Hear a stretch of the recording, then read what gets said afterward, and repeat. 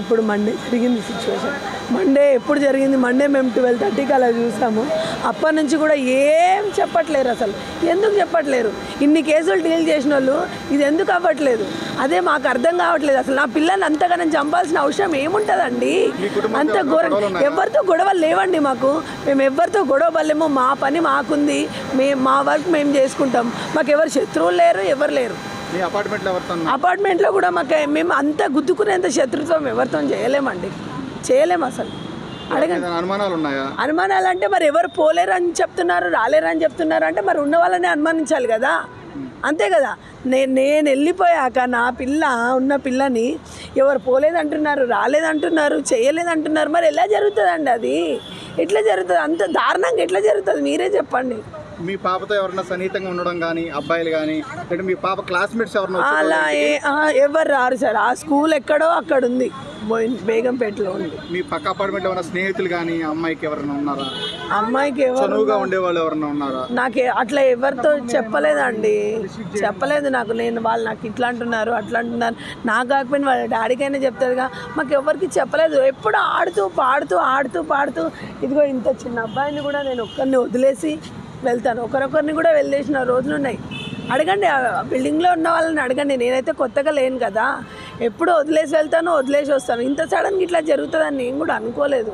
నాకు కావాలి సార్. ఇన్ని రోజులు అవుతుంది, పోస్ట్మార్టం రిపోర్ట్ ఇస్తలేరు, అసలు ఏం జరిగిందో చెప్తలేరు. మరి నేను ఏం చేయాలి చెప్పండి? నేను మా ఆయన కలిసి ఇక్కడే ఉరేసుకొని చావాలా? ఏదైనా కాల్చుకొని చస్తాం? నిజంగా ఏంది దారుణం చెప్పండి. నా పాపని చంపినంతా కూడా ఇంతవరకు ఎవరికి దొరకట్లేదు. పోలీస్ వాళ్ళకి దొరకట్లేదు, క్లూ దొరకట్లేదు. ఇది ఎవరు చేశారో ఏం అర్థం అవ్వట్లేదు. ఇంకా క్లూ కూడా వదలలేడు. అతను ఎంత ప్రొఫెషనల్గా చేసిండో నాకే అర్థమవుతలేదు. నా మీద కక్ష ఉందా, మరి మా పాప మీద కక్ష ఉందో తెలియట్లేదు. ఈ కొందరు ఛానల్స్ ఏం చేసి, యూట్యూబ్ ఛానల్ వాళ్ళు ఏం చేసి తండ్రి చంపిండు అని చెప్తారు. వాళ్ళకు కొద్దిగా చెప్తున్నాను, బాగుండదు. ఎందుకంటే వాళ్ళు కడుపుకు అన్నమే తింటారు, వేరే తింటలేరు. కొద్దిగా ఆలోచించి చేయండి. ఎందుకంటే తండ్రి చంపుకునే పరిస్థితి ఎవరికి ఉండదు. కొద్దిగా మీరు ఆలోచించండి, అంతకుని పట్టుకునే ప్రయత్నం చేయండి మీరు. అంతేగాని నా మీద తోయడం ఇది న్యాయం కాదు.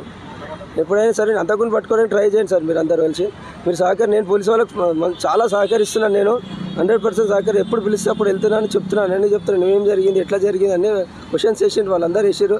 నేను కూడా అదే చెప్పాను. ఈ విషయం కంటే నాకు ఎక్కువ తెలియదు.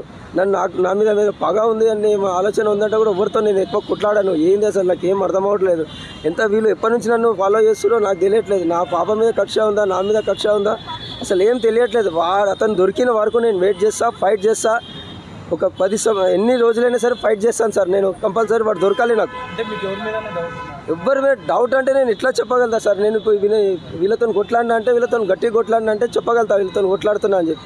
నేను అంత పెద్ద ఎవరితో కొట్లాడాను. నేను ఒక బిజినెస్ చేసుకుంటాను. బిజినెస్ అంటే అందరితో మంచిగా ఉంటేనే నాకు బిజినెస్ బాగుంటుంది. అంతేగాని వీళ్ళతో కొట్లాడే అవసరం నాకు ఏముంది చెప్పండి?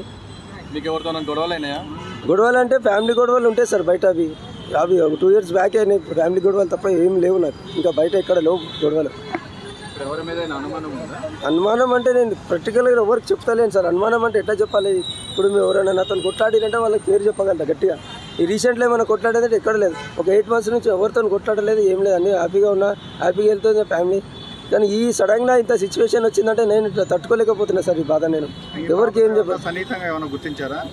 చిన్న పాప సార్, నేనే డ్రాప్ చేస్తాను, నేనే తీసుకొస్తాను ఆమెని. అసలు నేను నమ్మను. నా పాప ఇంటికాడ ఉందంటే 2-3 సార్లు వచ్చి కూడా చూస్తుంటాను నేను. ఆ రోజు ఏందో సంఘటన, మొత్తము అక్కడ జనాలు లేరు, ఎవరు లేరు. ఆ సీసీ కెమెరా ఫుటేజ్ చూస్తున్నా. ఇప్పుడు నేను నిన్న నైట్ చూశాను. నేను ఇంతవరకు ఎవరిని చూసాను.